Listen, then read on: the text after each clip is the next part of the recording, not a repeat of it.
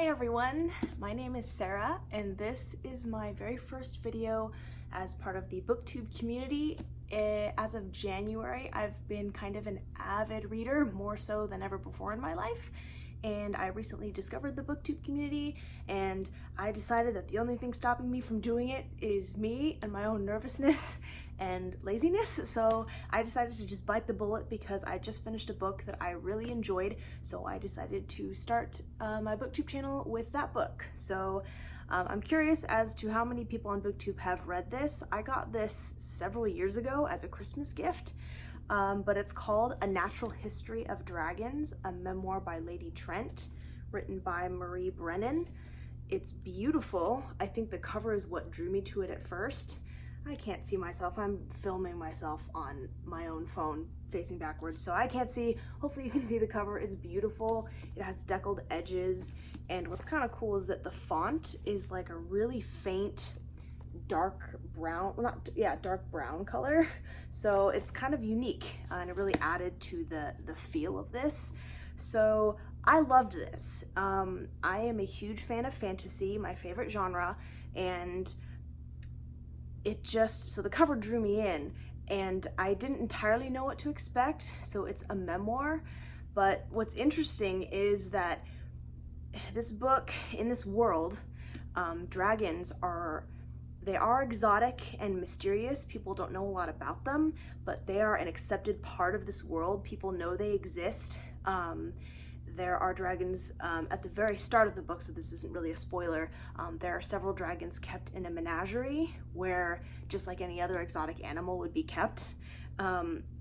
So dragons aren't mythical creatures. They're not being summoned by wizards, and they're not being spoken to as, ancient and wise beings. They're treated, well, they are creatures. They're just really fascinating creatures that that Lady Trent, whose first name is Isabella, was just fascinated with as a child, just as a child could be fascinated by tigers or whales or any other animal.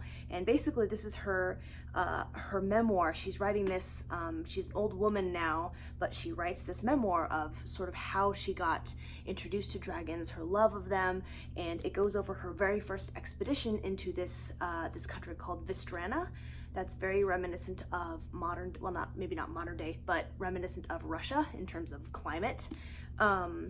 And it's basically her journey to this country and her expedition that she goes on and the people that she meets. She kind of goes through a little bit of culture shock because she goes to this country from her own home, which is an island home. And what's really helpful is that this book does have several different maps at the start.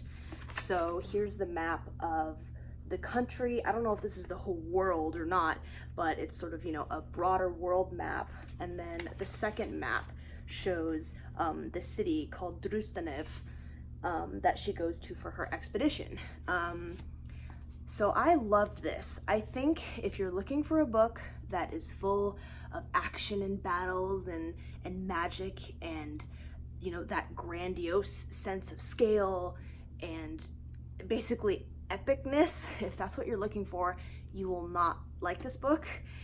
So I didn't really know what I was getting in for going into it, so it kind of took me aback at, the very scientific way that Lady Trent views dragons and is doing all of her research, but I also loved it. I love that aspect of it, and it's unlike any other fantasy book with dragons that I've ever read before. It's just, it's so different.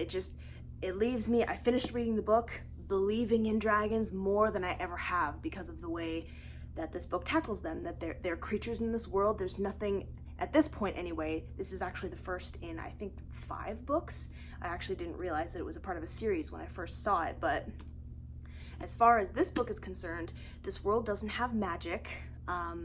There's no mysticism involved. They're just these creatures that people don't know a lot about, and they're magnificent. But yeah, they're just creatures. So I think if you were looking for something really mystical and magical, then this isn't the one for you. But I think if you're looking for kind of a fresh take on dragons, this is amazing. I hope you can see all of this. I tried to check my camera how far I'm sitting down on the floor. But yeah, I loved it. I can understand why people wouldn't like it.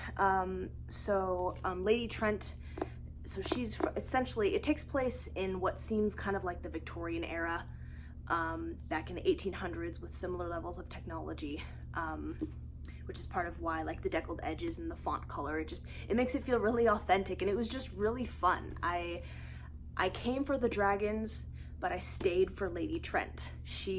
I loved her voice. She, very British, and very proper. I think the first few chapters, it took me a little while to sort of get into it because she was a little stiff and proper and used long sentences to explain concepts that could have been spoken in less words, but that's just the prose of the book and of Lady Trent. But I loved it. I loved all of the characters. I think that Marie Brennan, the author, did a really good job of humanizing them all, and just really making dragons feel real. It's not as flashy as other books with dragons, but it certainly felt more real than any other book with dragons in it that I've read. So yeah, I think if you're looking for a lot of action, this isn't necessarily the book for you. But if you're looking for something new and entertaining, with a strong female lead, then this is great. She is a little bit Mary Sue-ish in that she makes a lot of stupid decisions, but it works out for her in the end. So if that's something that really bothers you, then you'll be bothered by it. But I mean, everything's gonna be fine because she's an old woman writing a memoir, so she lives. Spoiler alert. So, I guess it just depends on what kind of book you're looking for. So of course, the first video I make would leave out a couple details that I wanted to mention. I didn't script anything out, so I was just trying to think of things as best I could as they came. And I did want to assure people that are thinking that this is going to be really boring, that it's just a book outlining step by step how this expedition went. There is a plot, an underlying plot throughout the whole thing. There's just kind of weird things going on in the city that they're staying in. They're trying to figure out, there's sort of a person that they're waiting on, and he's not there, and they're trying to figure out, what's going on with this guy. There's some weird stuff going on with the dragons in the area that they're studying, weird things going on. And I will say, and this is kind of important, so I probably should have mentioned it, that of course this book is about dragons, but just like I said, that I came for the dragons and stayed for Lady Trent. This is Lady Trent's story. Dragons, of course, are present, and they're a big driving factor. They're a big part of the story, but this book focuses a lot on people. There are dragons that are important, but I wouldn't really say that this book is focused on purely dragons. If you're looking for a dragon-filled story, this isn't quite the book for you. It was great. I loved it. And when the dragons make an appearance, it's really cool and exciting. But yeah, this book is really all about the people on this expedition and in this town. And the dragons are part of that. But I wouldn't even necessarily, I don't know if saying that they're not the main focus is true or not. But anyway, dragons aren't a constant presence in this book. So just to give fair warning, it's great and wonderful. I absolutely recommend this book, but don't go into it expecting dragons to be ever present, in the story. But yeah, I think this was wonderful. I think I would rate it, 4.5 out of 5.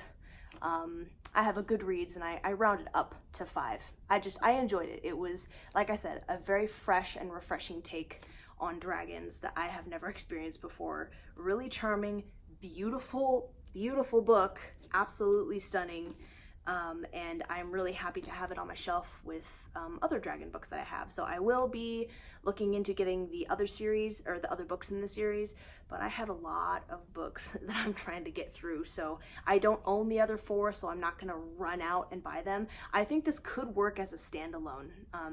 It obviously does set it up for the next adventure, but you could absolutely read just this book and not continue and be satisfied, I think.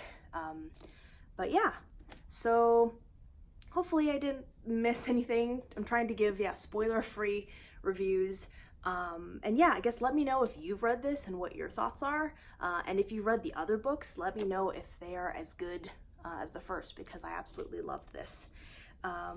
So yeah, that kind of wraps up my very first booktube review. I hope you guys enjoyed, and I will see you after my next book. Bye!